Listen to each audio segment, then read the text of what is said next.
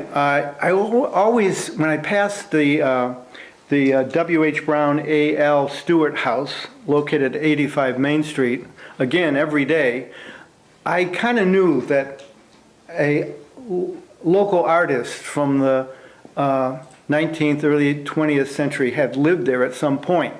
But, you know, you're busy with all the life activities, and I didn't have a lot of time to spend in learning anything really more about them. But as I got more involved in the history of the village, I learned a little more and a little more about this artist. And the house that we're speaking of, again, dates from the 1850s. Both of its owners, first Brown and then Stewart, were both owners of chair building companies in the village. And the house would later become known as the Stone Ledge House, occupied by the subject artist. And his name is Gamaliel Waldo Beeman. And the artist lived from 1852 to 1937, so a fairly long life. Was known as Stone Ledge House because if you were to walk behind the house, it is the area where the Keys Brook drops to the greatest degree, and between the stream and the house, it's all rock ledge. It's really beautiful. And the artist, Beeman, as a young man, he did not like to refer to himself as Gamaliel. You know, like young people, he went for Waldo, Waldo Gamaliel Beeman, and so, or Waldo G. Beeman. It wouldn't be till his later years that he would reverse that. But the funny part about it is you can actually date his paintings by how he signed it. Waldo, you knew it was an early painting. But Gamaliel was actually born in neighboring Westminster. And it would not be until his latter years that he would move to Princeton. First, in 1898, to Myrick Road, a house that still exists on Myrick Road in Princeton. And then later, in 1924, would he move to Stone Ledge. And his move was precipitated by the fact that in his latter years, due to what I've read, failing eyesight, he had to earn his living in a different manner, and he chose antiques. And he became very, very good at it, and he would later be referred to as Antique Beeman. He became so successful that after his death in 1937, his estate was handled by a very prestigious Boston auctioneer, well advertised throughout the Commonwealth, if not beyond, and it lasted for over a week. He had so much of fine antiques. But my interest in him, and I should say that the Beeman family goes back very, very early into American history, New England history. The Beeman family were very important in the early settlement days of Princeton, and were a family of means. However, as far as I can determine, Gamaliel came from a more modest side of the Beeman family, living in Westminster. So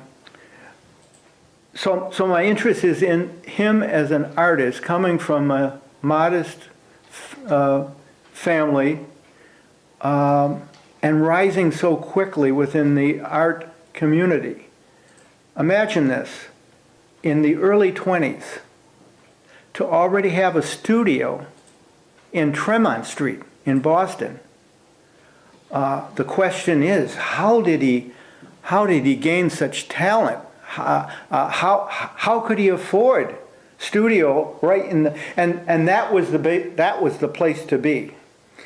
And by the time he was in his late 20s, early 30s, he had already exhibited at Harvard University Fogg Museum, the Boston Art Club, which was the art center of the United States, and lots of early American artists were members or exhibited at the Boston Art Club. He was accepted and exhibited for multiple years at the Pennsylvania Academy of Fine Arts. One of the great early American museums and learning institutions for the arts. Exhibited at the Carnegie Art Museum. And in his late 20s, there was this movement of the art world to want to go and live and work and study in Paris. This was the era of, Sargent and Mary Cassatt, and so forth. So to get a real understanding of the art world at that time, I would recommend any interested party to read John McCullough's The Greater Journey, Americans in Paris. So anyhow, he went to Paris, and that's where I've lost the thread a little as to where did he actually study, how long did he stay. From my tracking thus far, it wasn't that long. He may have stayed a year, maybe a little more than a year, but when he came back,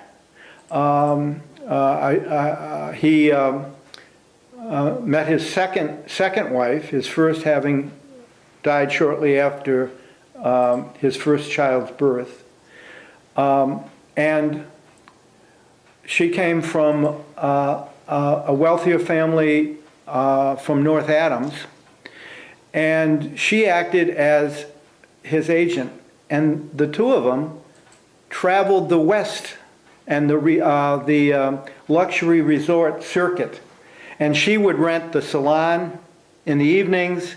He would be presenting his paintings, and she would handle the sales. And whether it was Lookout Mountain in Tennessee, or further west, and so forth.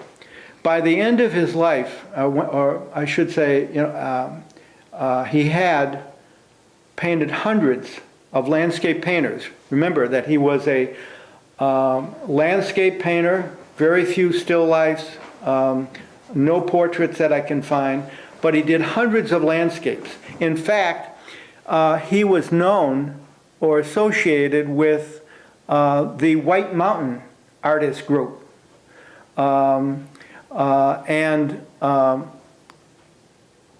Currently, unknown to many, some of his best paintings are in prestigious institutions. For example, the Dartmouth College in New Hampshire owns the White Mountain from Man's Hill, a beautiful oil which is currently on loan and on exhibit at the Currier Museum in Manchester, New Hampshire. And I had the chance to visit and view it the other day, and to see it hanging there with other famous American artists like Thomas Cole and Albert Birdstadt. Just amazing. Also, Massachusetts Historical Society owns work of his. One piece of Wachusett Mountain is on loan to the historic Union Club of Boston, just across from the Capitol now. And many of his works are listed in the Smithsonian Institute of early American artists. His work is widely collected, not only by institutions but by private parties throughout the United States. In fact, one of the reasons I feel that he's not better known is that his work sold very quickly and remains in private collections. So he never had, a large, strictly solo show of his work. However, many of his pieces, as you probably know, are in many of the area libraries within the Commonwealth. Not just Princeton, but Westminster has 3 or 4, including not a self-portrait, a portrait of him painted by another French artist while he was in Paris. Also Northfield, where his first wife was born, and so forth. So if you were to go on the web, you'd be able to find out more or see more images of his work. I'm happy to say that because of my passion for this artist, I'm currently working on a book on his art and have now purchased 3 of his pieces. So I'm really into this. So while we can't claim complete ownership of this artist, he did spend the latter 40 years of his life in Princeton.